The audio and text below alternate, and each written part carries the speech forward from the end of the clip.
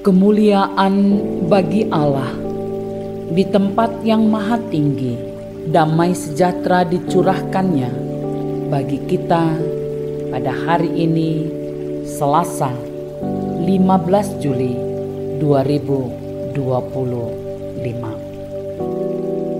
Para pendengar Renungan Oasis Fajar, marilah kita berdoa.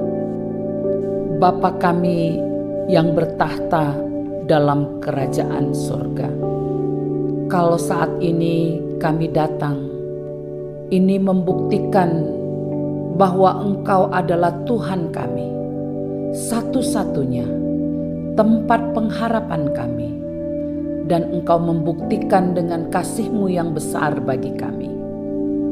Sebab itu, berbicaralah, kami siap mendengarkan firman Tuhan dan renungan. Dalam nama Yesus kami berdoa. Amin. Saudara-saudaraku yang kekasih, pembacaan firman Tuhan terdapat dalam kitab Yunus 4 ayat 10 hingga 11. Lalu Allah berfirman, Engkau sayang kepada pohon jarak itu, yang untuknya sedikit pun engkau tidak berjerih payah, dan yang tidak engkau tumbuhkan, yang tumbuh dalam satu malam, dan binasa dalam satu malam pula.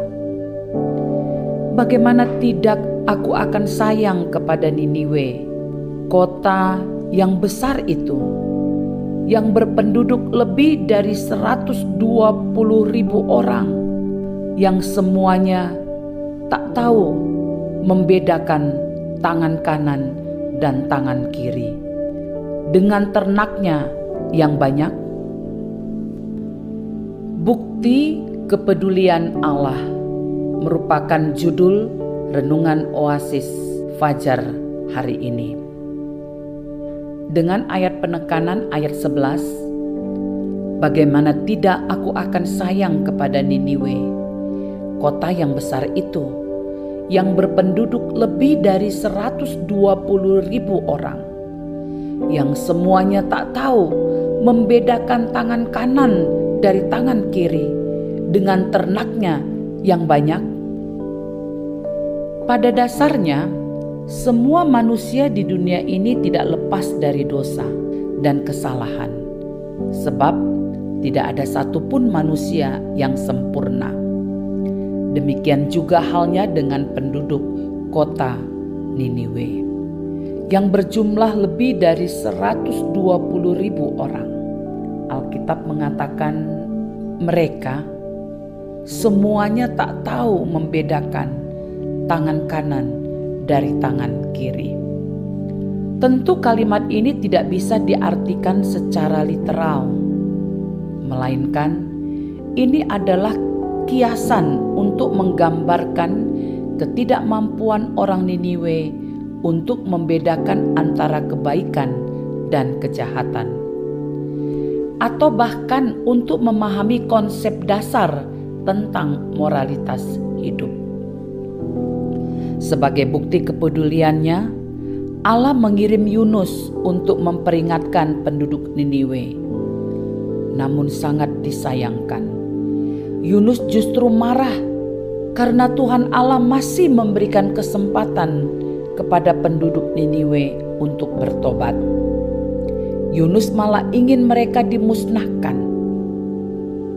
Saudaraku, Allah memakai pohon jarak untuk mengingatkan Yunus, sebab ia lebih berpusat pada dirinya sendiri. Yunus lebih sayang pada pohon jarak yang tumbuh dan mati hanya dalam semalam daripada penduduk Niniwe.